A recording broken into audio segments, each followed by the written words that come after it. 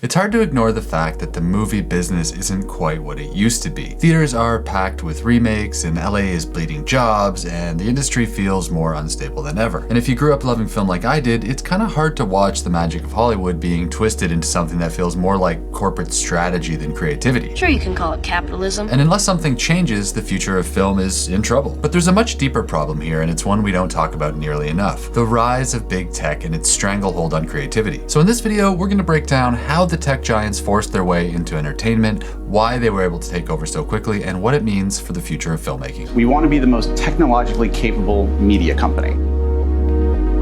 So for a long time, the entertainment model was pretty clear. Studios or production companies found and developed ideas into films or TV shows that they thought people would like. If the audiences came to the box office, or if enough people tuned in so that advertisers would pay for commercial slots, there was a profit. If the product was really good, there could be a lot of extra money on the back end as well, in the form of international licensing deals or network syndication payments, and even more possibilities down the road when the eventual VHS or DVD or whatever came out.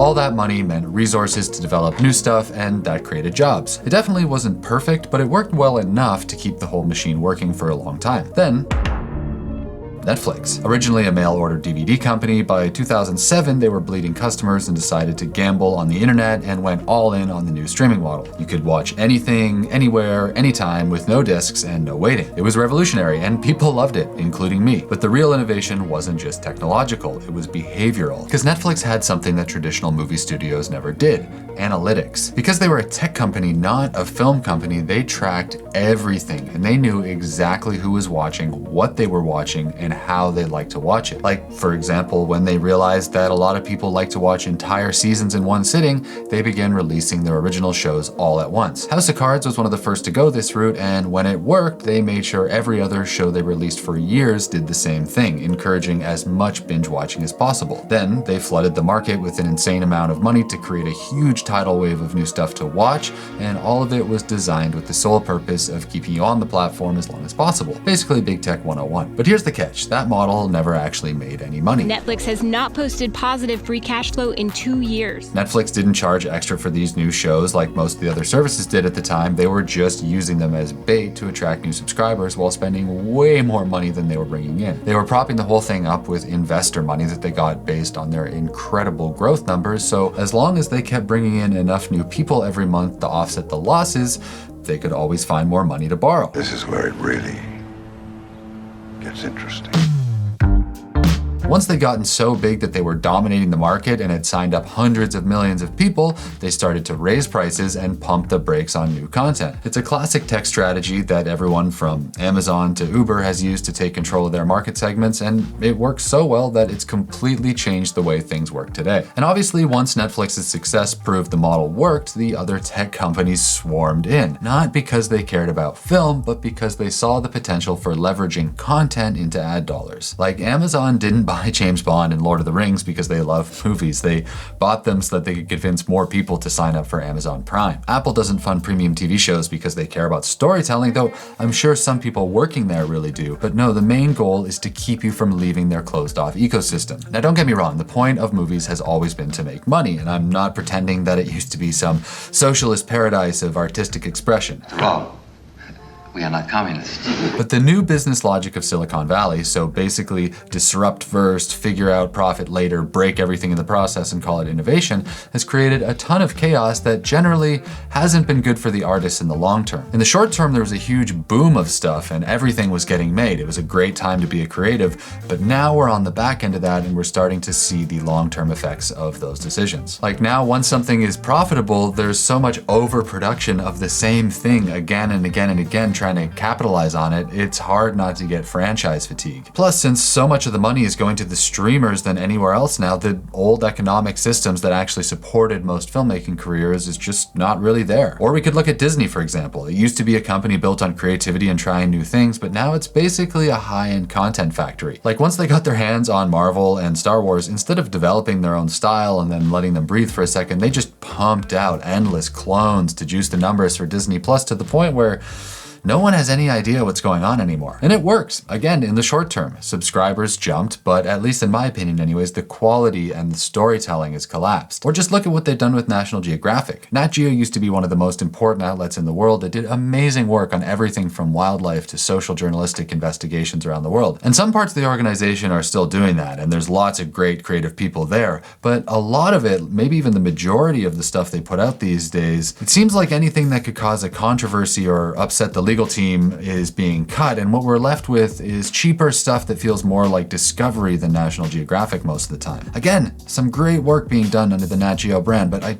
don't see it as the thought-provoking educational monster it used to be. Or let's look at Warner Brothers, one of the most legendary movie studios of all time. Now they've bounced around so many times, I don't even know what the corporate umbrella structure they fall under looks like. All I remember for sure is that once Warner Brothers was bought by AT&T, suddenly they decided to launch HBO Max and then release all their blockbusters online the same day as theaters. For audiences and metrics, it was great, but for the industry, it was terrible because then people got used to watching everything on their couch, and so they stopped going to the theaters altogether. But in case you are worried this hurt AT&T, don't worry. They then sold Warner Brothers to Discovery for $40 billion, and that CEO, David Zaslav, immediately started mass layoffs, canceling completed films for tax write-offs, and changing the focus to more cheap reality TV while writing himself a $50 million check. We're not done yet. I mean, that isn't really art for commerce anymore. That's strip mining culture for a quarterly earnings report. And then, of course, hanging over this whole thing is the cloud of AI, which we won't get into too deeply in this video because talking about it seems to trigger people, but beyond the immediate job losses that are probably coming, the deeper question is what happens when someone like Zaslav starts to use AI to generate cheap clones of old classic stuff rather than investing in new ideas. Like, that guy doesn't just have the job because he has a deep respect for the art of storytelling. He's there as a CEO with a fiduciary responsibility to make as much money for the investors as possible. And I have no doubt he'll do whatever it takes to make that happen. We are unique. We have a lot of scale. We have the largest TV and motion picture library, and we have HBO.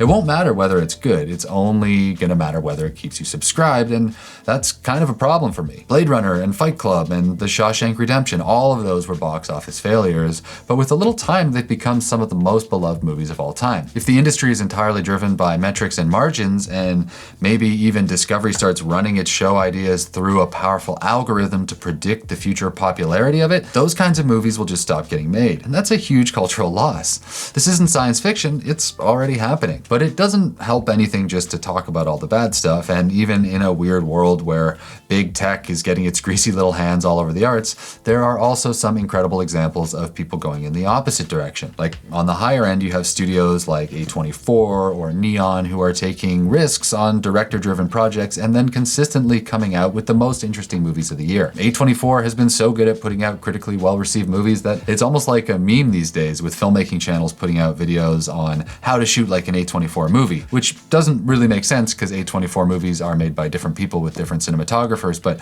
I think what they really meant is that those movies look, well, they're cinematic and unique instead of a CGI extravaganza. Because really A24 movies don't look the same at all. Like, The Whale doesn't look like Civil War, which doesn't look like Uncut Gems. Actually, they're really different from each other. What people are responding to, though, is the fact that A24 lets these films create a look and a world and a vibe that's original, and then when you combine that with a good story, they create a human connection. And that's what's needed most in a world of computer-generated sameness. And let's not pretend this is new, because we've seen this cycle of in-shitification and reaction before, and I have no doubt we'll see it again. Like in the late 90s and 2000s, when TV was first getting flooded with that wave of mind-numbing sitcom spin-offs, HBO had some of their biggest successes of all time with The Sopranos or Sex and the City or The Wire. People were craving something different, something more meaningful and story-driven, and HBO gave it to them. Now HBO has itself been bought and sold and rebranded so many times, who knows what's going to happen with it, but that doesn't take away from what it represented. A24 and Neon are kind of doing the same thing now, and I'd like to believe it's because people are always going to crave real human connection to thought-provoking art, no matter how good the algorithms get at giving us Reels and the Kardashians. CEO types have been trying to take control of the arts for most of human history, yet there continues to be great films and amazing songs and inspiring books and tons of stuff. Because at the end of the day, no matter how much money they have, those CEOs aren't capable of creating things that actually move people, and that's why they'll never be able to take over completely, in my opinion. It's like that scene in the studio where Seth Rogen's doing all kinds of crazy things to get himself thanked as a studio head at the award ceremony. Even though they have control of all the cash, they'll never be the ones with the ideas, and there's nothing they can do about it. Look, I have no idea where the future of media is going, but I do know two things are true. First, the demand for original storytelling is as high as it's ever been in history. The content taps are open full blast, and there's no end to the market demand. And secondly, it's that in an increasingly automated and AI-driven world, people are going to value human connection more than ever. And since that's what all good filmmaking really is, or writing, or music, or whatever you're doing really, but it's connecting us to a larger human experience by making us think or feel something, as long as that's true, there's always going to be room for people who tell stories well. Like, I just talked to Jonathan Bregel, the DP of J. Duplass's first movie in 14 years, and they shot a South by Southwest winning film on a Sony FX6 with a kit lens, and that film is coming out now in 300 theaters across the country. Yes, the old model has been thoroughly eaten by Silicon Valley, but the one thing we haven't lost is the human desire to connect through storytelling, and as long as you can focus on that, you should be just fine. See ya.